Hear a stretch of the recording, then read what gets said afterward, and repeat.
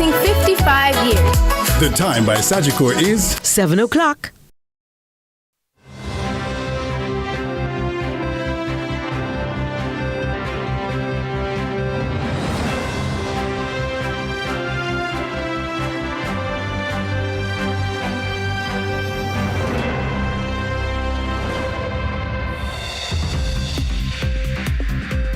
Tonight in CVM News at 7, Decision 2025, mic mishaps and expletive-laced expressions. PNP promises power to Jamaicans in need.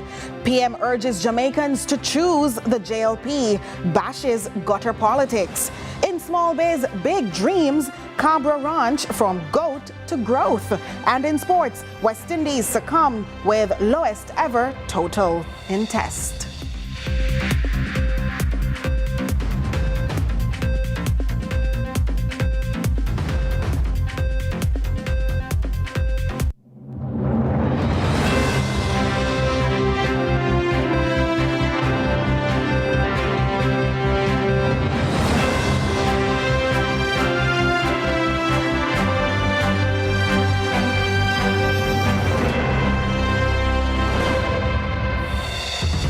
From Kingston, Jamaica, this is CVM News at 7. It's Tuesday, July 14, 2025. I'm Nika Lewis. Thanks so much for joining us.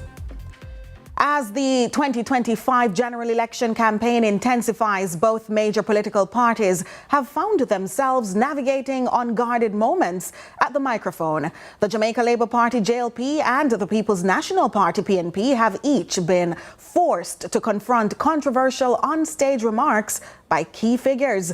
One member of the JLP repented at a gospel concert on Sunday. Andre Jebinson reports.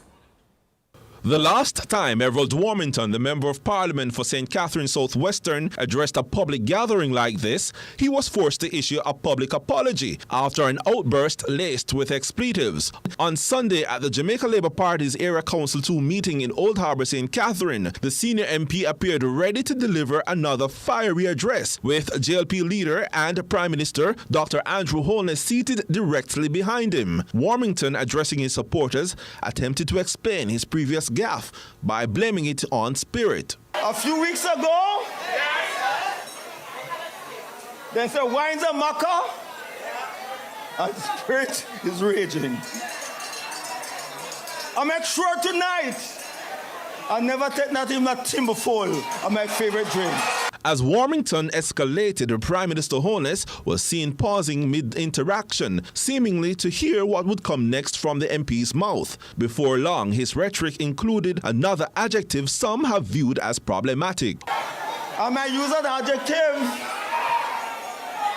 but the white or golden try to cuss bad word, but cuss bad word no make a Jamaican at all. Up to Sunday, the GLP leader had not publicly commented on Warmington's recent conduct. I have had a conversation with Everett, and you notice that tonight he made a deliberate attempt to stay on his script. People's National Party President Mark Golding also received a backlash for his own microphone mishap at a PNP rally recently, where an expletive was caught on live audio. Golding apologized shortly after. Labourites capitalized on the gaffe Sunday. Your sound ready? Huh? Yo.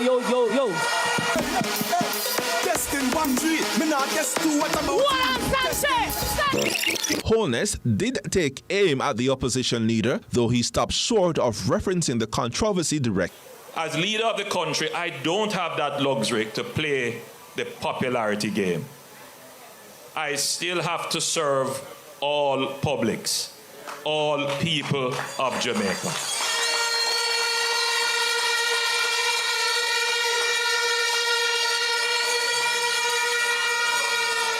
And no matter what is said and what is done, ultimately, I am the standard bearer for the standards of the country and the society, and I cannot compromise that.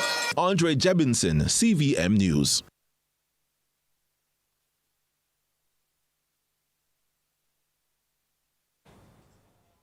Minister of Transport Daryl Vaz is... Okay, we will take that in a moment. Minister of Transport Daryl Vaz is scolding the People's National Party PNP for combating his rural school bus initiative while also deeming them unfit to gain power over JLP-controlled political seats. More from Kevin Black. I'm going to get them bus after bus after bus after bus after bus. Despite backlash from several entities, Transport Minister Daryl Vaz is adamant that the $1.4 billion spent to purchase used buses for students was a worthwhile investment. Speaking at the JLP Manchester Southern Workers meeting Sunday, Vaz expressed disapproval of Member of Parliament aspirant for Manchester Southern, Senator Peter Bunting's allegedly derogatory remarks about the government's rural bus initiative. I have found out that Ian Ives is a son of the soil. And that is a big, important factor. Born with the people, know the people, and ready to serve the people. My research also shows me that he is running against an opponent, making the comment on a platform that he want to know, the people to know, that the government bringing school bus to kill off school picnic. It's the darkest day in Jamaica's history. Vaz also believes that the PNP is no good for the Jamaican people and deserves open rejection. He asserts that despite the PNP's best efforts, their attempts to capture long-standing JLP seats will remain futile. Damian Crawford leave East Rural St. Andrew, them run him out. It's not even, them vote him out. The one PNP St. can't run back there the second term.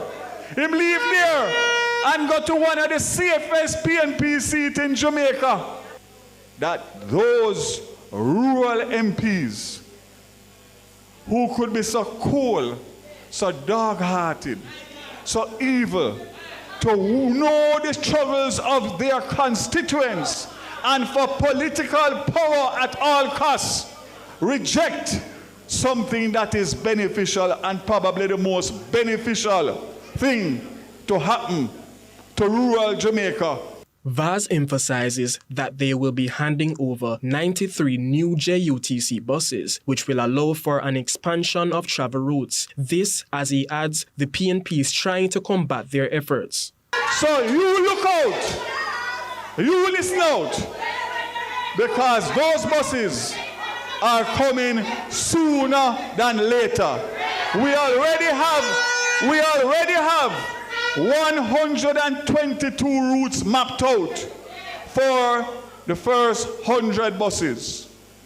My ministers will be coming to Portmore, where we'll be handing over to the JUTC 93 new buses, making it 270 buses in JUTC in 2 years.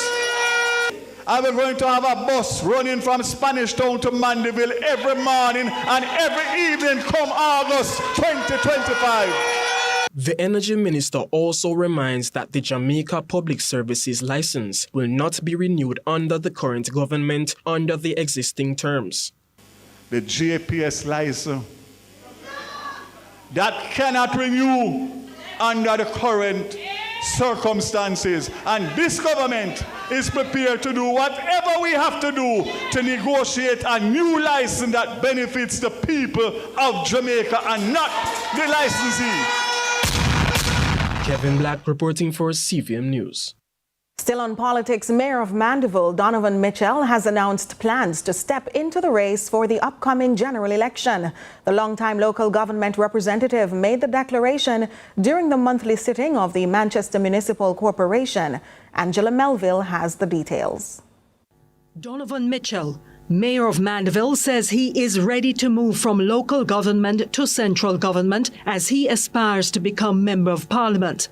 Mitchell, who served from 1998 to 2003 and returned to office in 2007, says he will be contesting the upcoming general election on the People's National Party ticket. I just want to indicate that I have thrown my hat in the ring for as aspirant for the People's National Party in the upcoming election.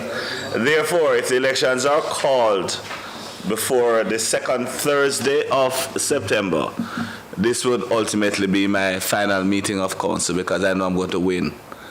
I'm not entering to lose. He says that although he'll be shifting focus, his commitment to the people of Manchester remains. Mitchell pledged to support whoever takes up the mantle of mayor and deputy mayor when he steps aside. Whoever is selected as mayor, I'll be here to support the installation of our new mayor and deputy mayor. But for the time being, I'll be here guiding the council until that time comes. Several councillors wished him well on his new path. Among them was Councillor of the Belfield Division, Mario Mitchell, who publicly pledged his and the division's full support for the mayor's campaign. It's been a productive, fruitful relationship. And in our relationships, there would have been at times when we're at loggerheads and there are times where we don't see eye to eye on matters, and that is what leadership is about. And I want to say to you, I wish for you the very best as you move to the next chapter of the political journey, because life is a relay, and what we do is continue to do that we lift each other up. And the experience that you have garnered here over the 25 years would have speak volume as to the reasons why you are qualified to go to the next step. So I am committing to you that from what we would have learned from you, we'll continue to make it better. But I'm committing to you that the great and noble people of the greatest division in Manchester, the Belfield division, that we are showing our full support behind you. Angela Melville, CVM News. CVM News at 7 continues after these.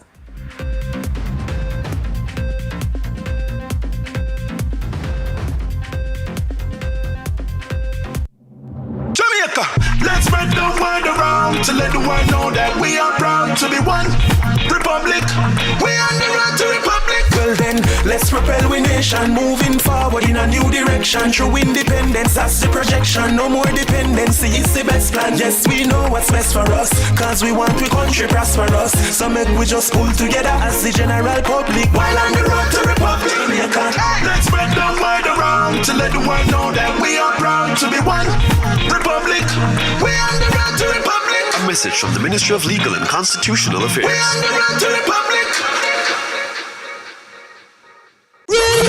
Remix the summer with Digicel. 100 lucky winners win $100,000 each, plus surprises all summer. To enter, buy a SIM, 7-day plan or higher, switch to Digicel. Be an active postpaid or Digicel Plus customer, or receive US $15 or more from abroad.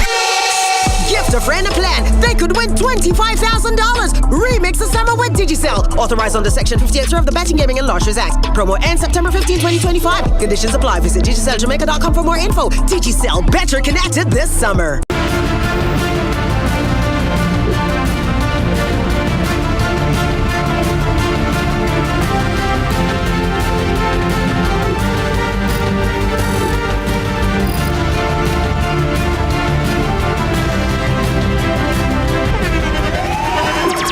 The internationally acclaimed On Stage with Winfred Williams. At a new time, Saturdays at 8 p.m. on CVM TV. So much more than entertainment.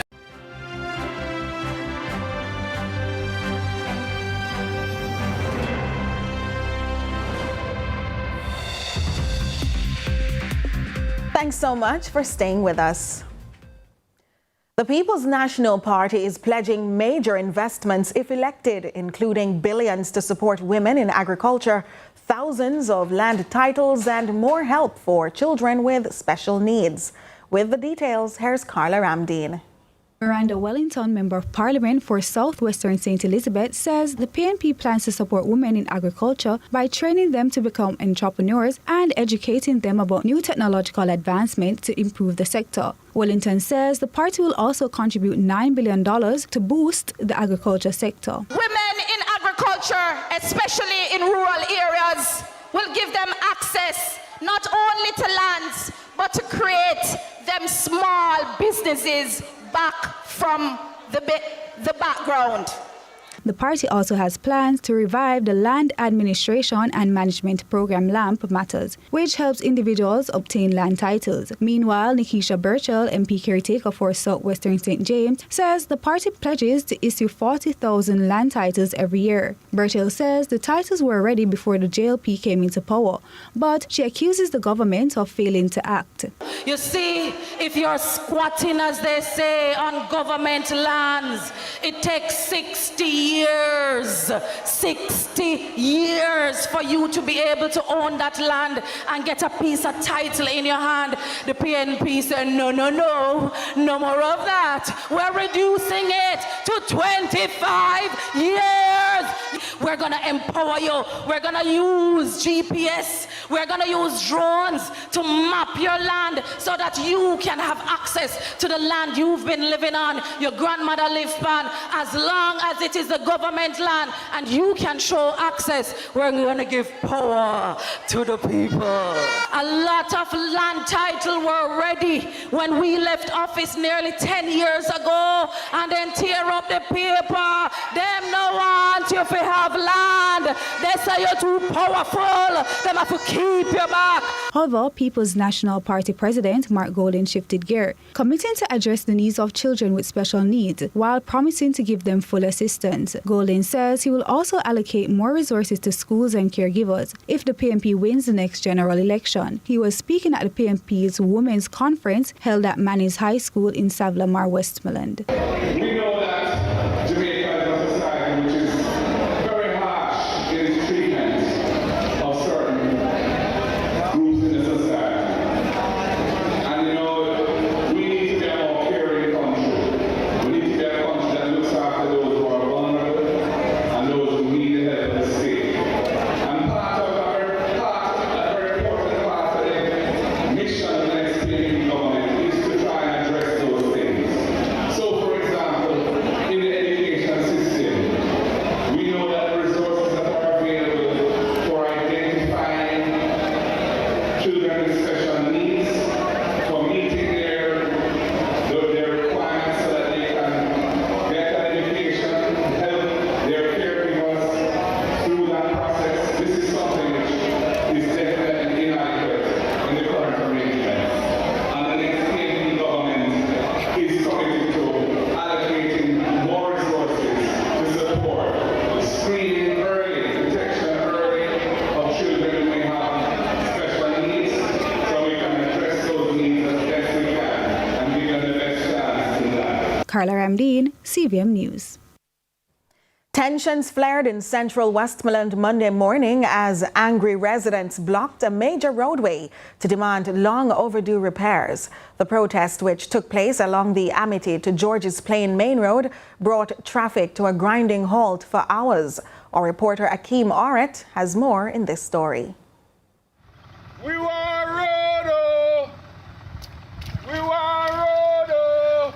Frustration boiled over in central Westmoreland on Monday morning as dozens of angry residents took to the streets in protest over what they describe as years of neglect and worsening road conditions. The residents, mainly from Banbury District and the neighboring communities, mounted roadblocks along the main road leading from Amity to George's Plain. According to the demonstrators, the road has been in a deplorable state for several years, despite repeated complaints to the authorities. Now they say enough is enough. Look on the state road. You can't stay so.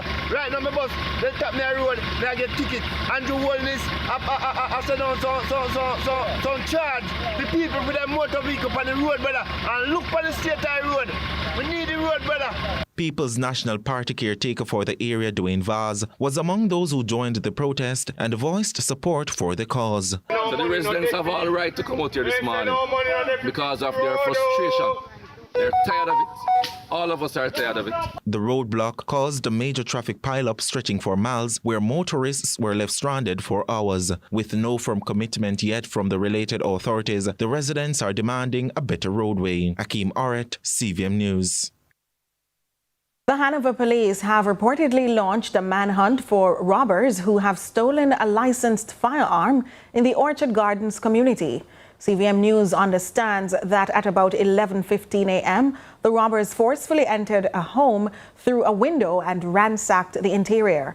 Following this, they went to the master bedroom and stole a shotgun from a safe and an 85-inch television, among other valuables. Residents in the area told CVM News that despite having a neighborhood watch on several schemes within the area, robbers are still persistent and oftentimes remain undetected.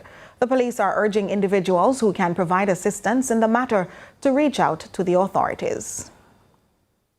There's more to come on CVM News at 7. Stay with us.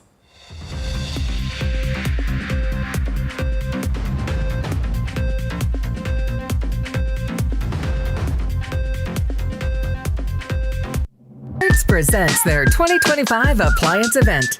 Be inspired at all Court stores nationwide. Save up to $50,000 on select appliances, plus free gifts with purchase. Buy a washer or get 20% off any dryer when you shop on cash or credit. Plus, shop now and pay later on 6 to 48 months credit. Be inspired at the Court's 2025 appliance event. Only at Court's. Bringing value home. Offer ends July 24th. Conditions apply. Remix the summer with Digicel. 100 lucky winners win $100,000 each, plus surprises all summer. To enter, buy a SIM, 7-day plan or higher, switch to Digicel. Be an active postpaid or Digicel Plus customer, or receive US $15 or more from abroad. Gift a friend a plan. They could win $25,000. Remix the summer with Digicel. Authorized under Section 58 of the Betting, Gaming and Lotteries Act. Promo ends September 15, 2025. Conditions apply. Visit DigicelJamaica.com for more info. Digicel, better connected this summer. From politics to global events, from social issues to breaking news, Lead Story Prime dives deeper, cuts through the noise, and uncovers the stories that shape your world. Join us every Tuesday at 8 p.m. for Lead Story Prime with me, George Davis, for an hour of incisive analysis, expert interviews, and unparalleled coverage of the issues you care about. Lead Story Prime, your front row seat to the most compelling discussions. Lead Story Prime, where the truth comes first. Only on CVM TV.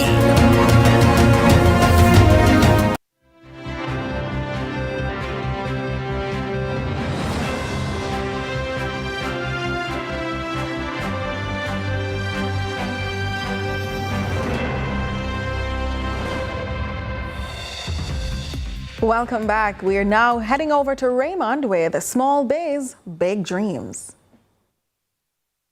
Small businesses are the backbone of our economy. And in this week's installment of Small Biz Big Dreams, we head to the hills of St. Mary to meet two young entrepreneurs who are turning goat milk into gold. From farm to supermarket shelves, this is the story of Cabra Ranch.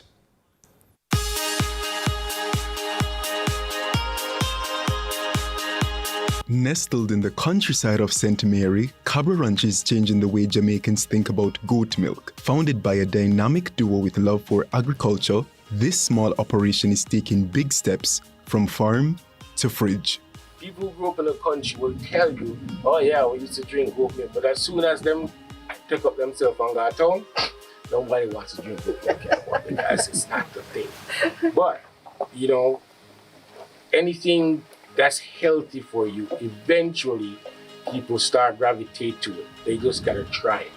And I'm telling you, goat milk is the best dairy product there is on this planet.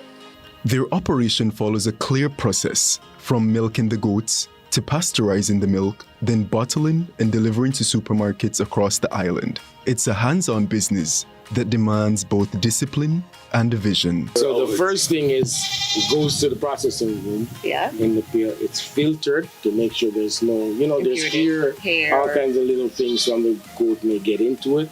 But we filter it, and these are specialized milk filters. You can't see through it. And it makes sure it takes out any little debris or anything out of the milk. And then we pasteurize it. We have a pasteurizer that tracks the whole pasteurization system. Right? It tells you how fast the milk gets up to pasteurization temperature and how fast we cool it down. Their product now sits on supermarket shelves, and the demand is growing. But the vision for Cabra Ranch goes beyond goat milk. The list is quite extensive. You know, because the original reason we got here was truly making amazing lotion and soap. and we haven't even gotten back to that yet. And that was the reason we got into this whole, amazing enterprise that we're doing. So I'll let Julie tell you the list of things that we have that we'd like to get to in the next few years. Okay. So what we plan to do is first solidify a food line and then move over and do a health and beauty line. So we started with the fresh milk.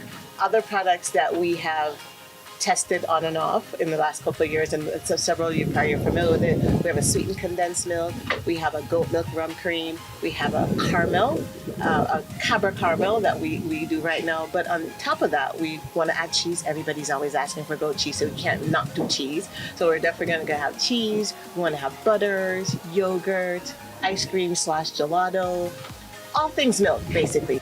Interestingly, every bottle is filled, labeled, and packaged right here on the ranch, under the Cabra Ranch brand. Business, they say, has been steadily growing as more customers embrace the fresh, locally made product. Cabra Ranch as a brand, as when it comes to goats, in the sector, I think where people know who we are. They know what our intentions are. From we started, we tell everybody what our end goal is. So now the sector is happy that we're realizing our original goal. Now the general public, consumers, they're just learning about us and learning that we have the best fresh milk in Jamaica. Yes. Fresh goat milk in Jamaica. Grade A fresh goat milk in Jamaica, the best. So the public has been learning about us because we're going to more shows. We did the Expo this year. That was an amazing experience for us. We've done Conoco. We're always at Denby. So we're getting our name out there. We did JA Food and Drink the end of last year. So we're getting our name out there with everybody. And with ambitions to grow the brand locally and internationally, Cabra Ranch is proving that small ideas with hard work and heart can lead to big impact. So we are going to schedule samplings at the various grocery stores. So we'll definitely put out a schedule as to what location will be where. So if you want to sample it before you buy it, not a problem. We got you. From the St. Mary Hills to household tables, Cabra Ranch is proof that entrepreneurship, passion, and purpose can truly milk success. I'm Raymond Morrison, and this has been Small Biz, Big Dream.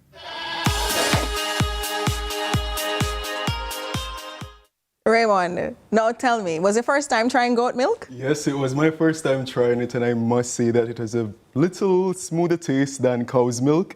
In fact, it is better for digestion, which means that it's a great alternative for people who are lactose intolerant. Like me. But thank you so much, Raymond, and we're looking forward to more. So there you have it. There's much more to come after the break.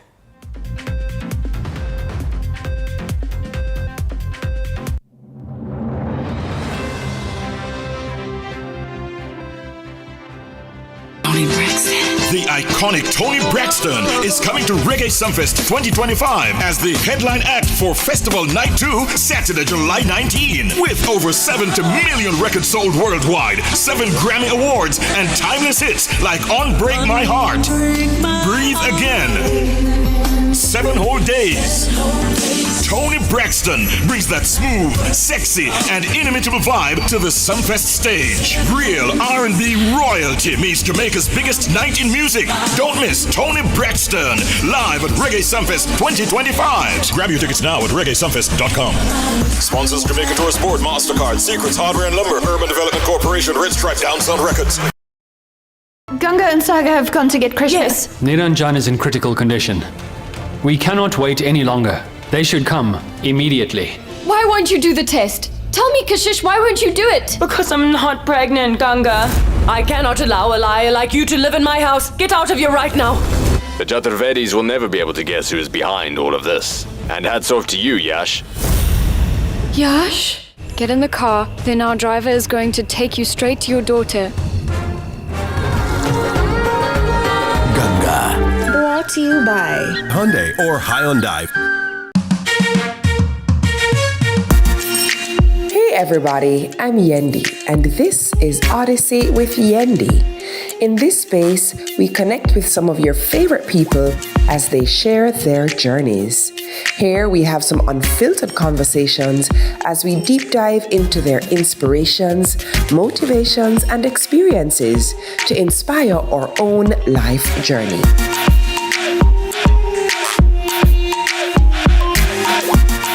Odyssey with Yendi, brought to you by Grace and Singer. 50 years of finger-licking good memories, yeah. The time by KFC is 7:30.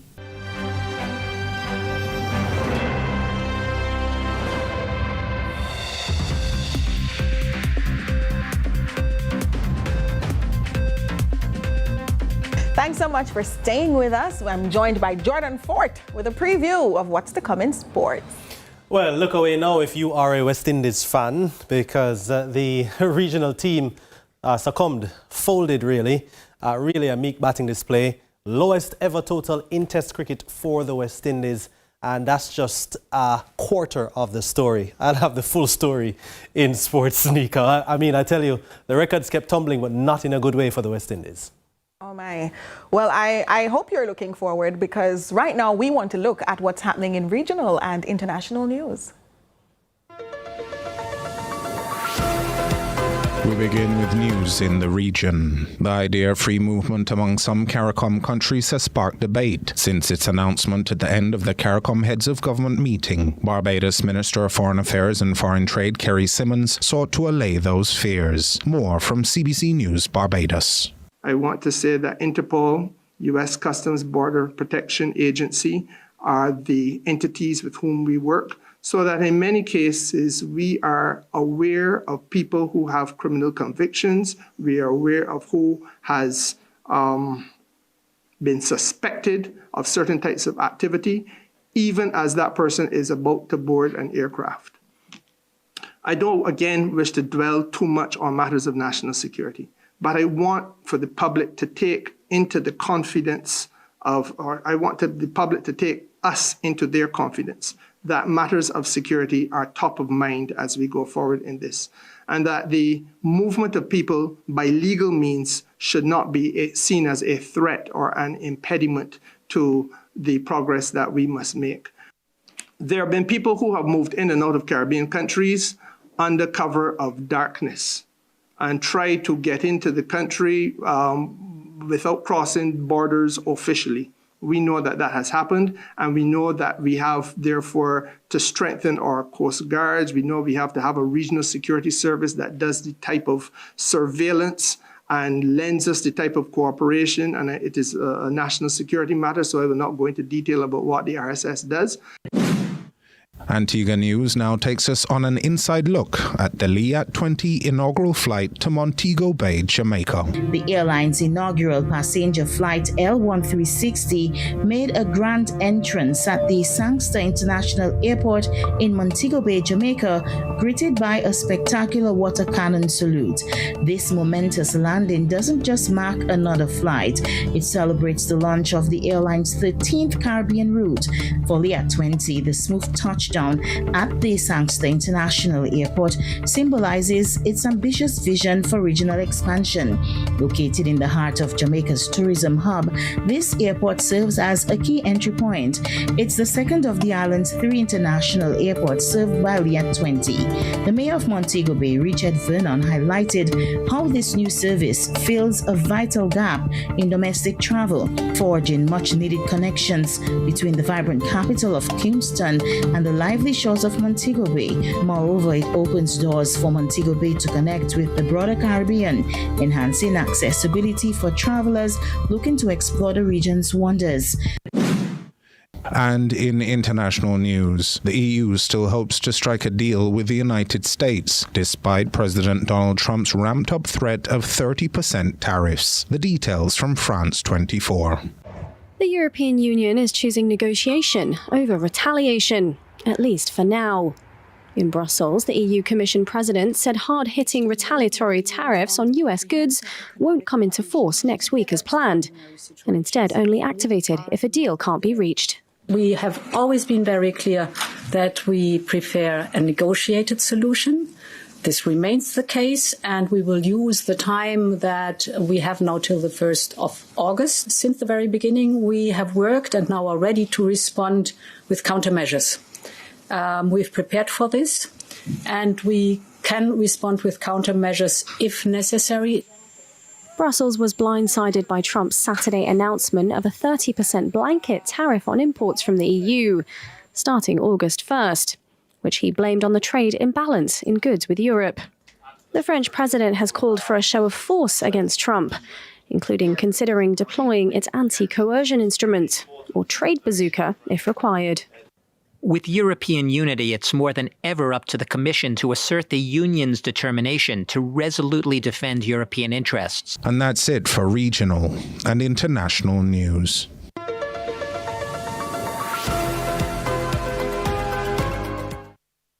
Back home, as the hurricane season draws nearer to Jamaican skies, it has been reported that a vast majority of properties are underinsured. The Insurance Association of Jamaica, IAJ, warns homeowners and home renters alike to ensure their home insurance policies are intact. Crystal Williams has this story. According to the Insurance Association of Jamaica, IAJ, only an estimated 5% of Jamaica's residential properties that actually have insurance are accurately insured. Vice President of the IAJ, Shaluk Richards, says that a big part of the problem with the other 95% is that Jamaicans do not regularly evaluate and update their insurance policies. So our biggest risk is that we end up in a situation where we're not able to rebuild the property, right? So, or to fully rebuild the property. So the idea behind insurance is really to put you in a position that you do not have to start over from scratch. According to Richards, insurers often fail to update the policies based on the appreciation in property value or the fact that they have improved their properties. He is encouraging homeowners to reevaluate their properties every 2 to 3 years. We had a couple of heartbreaking type of situations following Hurricane Beryl, where you had persons had real exposure, and a good percentage of persons, which is where we have our 95% estimate from, had real exposure. There was a situation that came across where the person purchased the home 20 years ago and did no adjustment to the property whatsoever, right? The property was insured for $4 million. At the time of the hurricane, the value of the property was about $30 million. Wow. So you recognize that they did not get half of the amount of money that they needed to repair their property, primarily because it was so severely underinsured. He says Jamaicans should keep track of their insurance policies in relation to inflation rates regularly in order to get themselves back to the position they were in before the disaster may have struck. You cannot set it and forget it. You have to check it, you have to value it, you have to insure it. You have to constantly keep your insurance current. How constant is constant?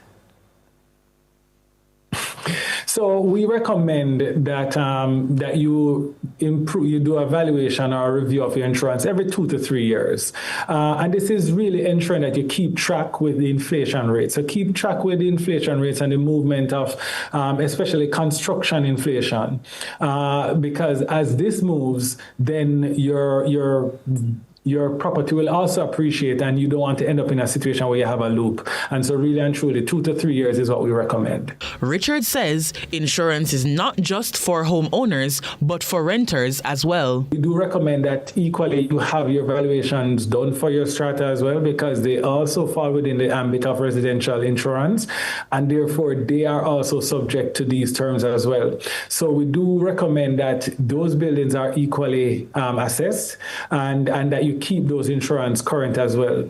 The other component is that you have persons who also live in some of these